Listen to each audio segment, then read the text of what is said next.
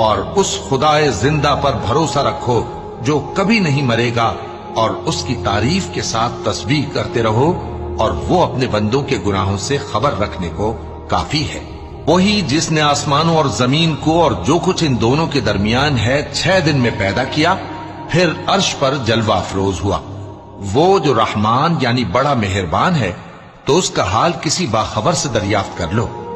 اور جب ان کفار سے کہا جاتا ہے کہ رحمان کو سجدہ کرو، تو کہتے ہیں اور رحمان کیا ہوتا ہے؟ کیا جس کے لیے تم ہم سے کہتے ہو ہم اس کے آگے سجدہ کریں؟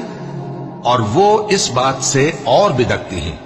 بڑی برکت والا ہے وہ جس نے آسمان میں برج بنائے اور ان میں آفتاب کا نہایت روشن چراغ اور چمکتا ہوا چاند بھی بنایا، اور وہی تو ہے جس نے رات اور دن کو ایک دوسرے کے پیچھے آنے جانے والا بنایا۔